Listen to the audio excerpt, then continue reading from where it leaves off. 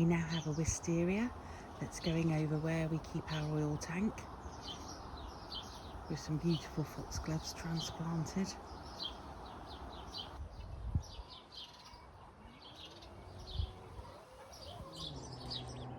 Good morning, welcome to the Tudor Cottage Diaries. My name is Heidi. It's around 6 a.m, so it's quite quiet in the garden, but I want to crack on with some jobs before I get on with a very busy day.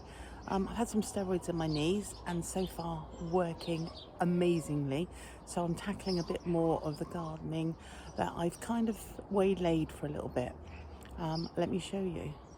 I have a productive bird table here on the roundabout that I want to move to the other side, and I've got a dahlia cafe au lait twist to go in here. I've got 3 actual cafe au lait twists. I want to put one big clump in here because this gets really hot in the summer.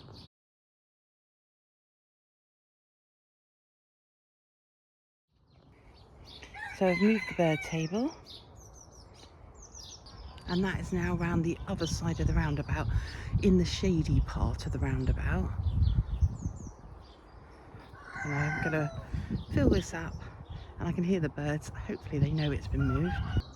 So I've got the 2 cafe au lait twists here, and I'm gonna pop them where that bird table was, and then hopefully I can show you the results of those when they come up. I'm gonna make sure I protect from slugs as well.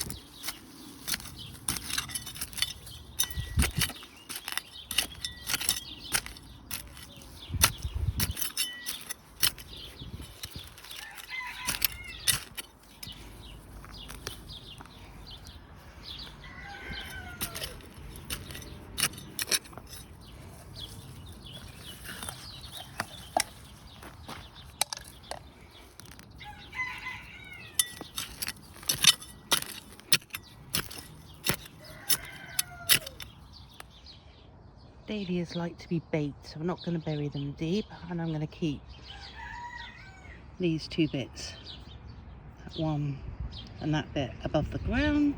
Make sure I put some slug protection and eggshells around them, and then hopefully they will fill this corner beautifully.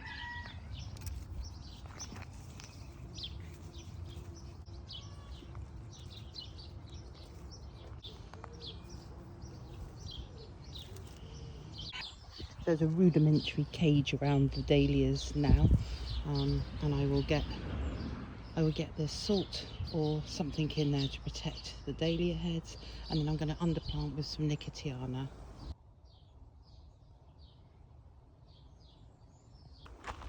Right, I've got 2 seed grown nicotiana plants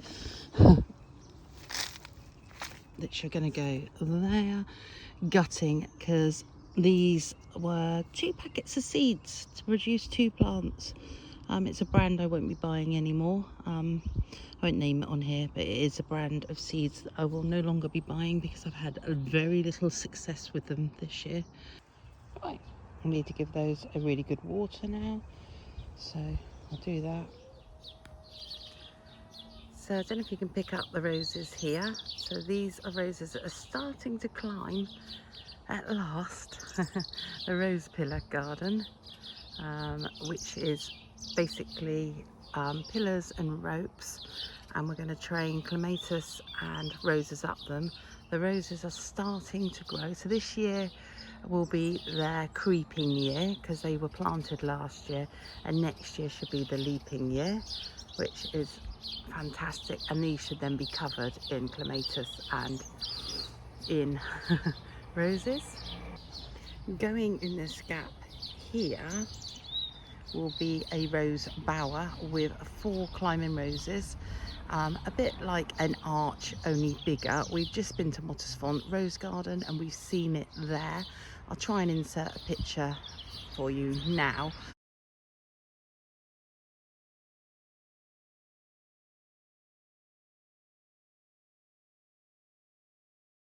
We fell in love with them, very rustic looking, and I think it will give us a really good window onto this lawn. So we are at the end of our oil tank, and this is an area that really needs a good weed out. So let me show you what's got to go. We've got weeds, sticky willy weeds, there is vineweed, ground alder, nettles. So there's the most beautiful delphinium being taken over by a vineweed, dock leaves, more nettles.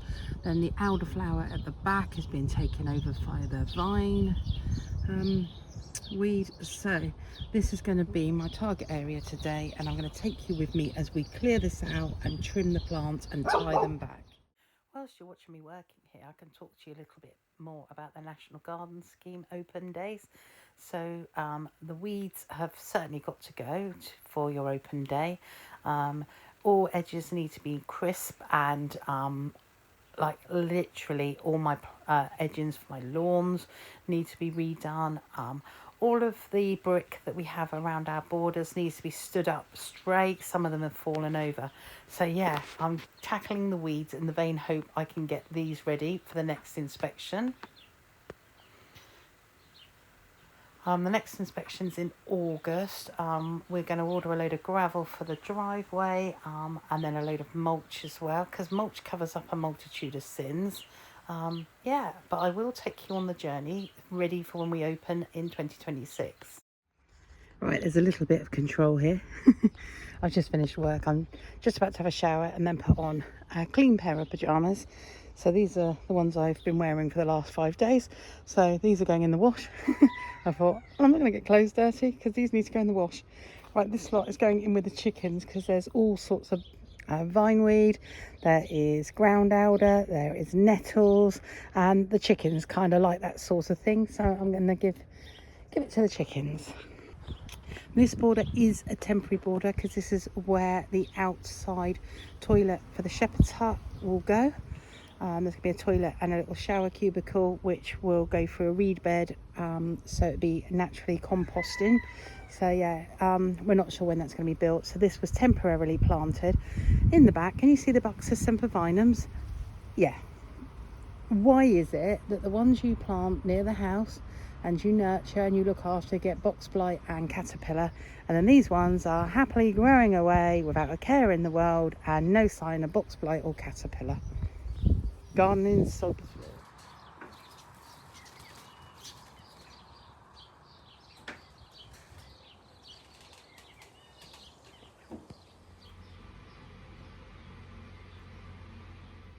First of the sweet peas are showing their faces.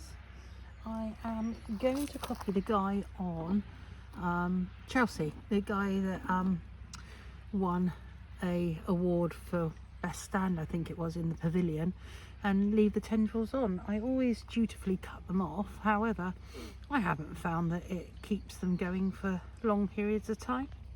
These are the Sarah Raven seeds. They smell really pretty, smell really nice. I wouldn't say they're hugely successful at the moment, but we'll wait and see if they grow up a little bit more.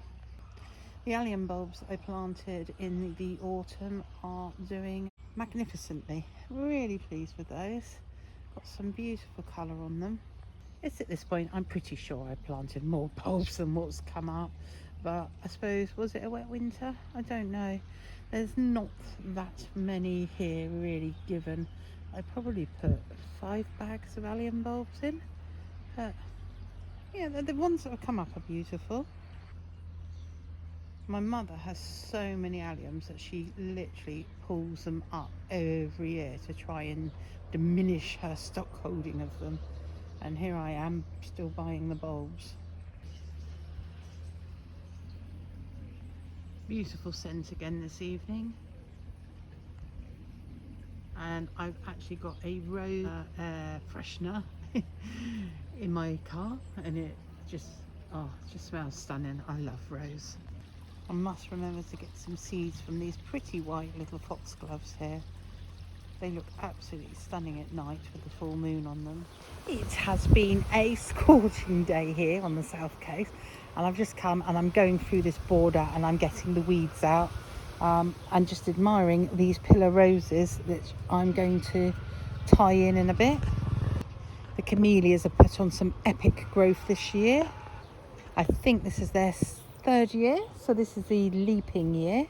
And this is the border I'm working on at the moment. So when we do open the garden for National Garden Scheme, you're greeted with nicer plants here. So I've done quite a bit of work. We've got a rhodie in there, we've got some azaleas in there, the 2 camellias, and then I'm going to underplant with some herbaceous perennials, something like delphiniums, lupins, things like that, which I'm growing from seed ready in the greenhouse. So I'm just going to crack on and I'm going to carry on weeding through here. Beautiful berries on the alilanca tree. I'll film them before the birds eat them all because they will. They will eat them a lot. And start training this rose to go counter and clockwise around this pillar, ready to go across and join with this pillar over here. But lots of weeds to go. I'm not going to film it all, but yeah, I'm going to carry on weeding. So thank you very much for watching. Thank you very much for watching. Please click like, subscribe and leave a comment below and I will get back to you. And hopefully you will join me again for another episode of the Tudor Cottage Diaries. Thank you and good evening.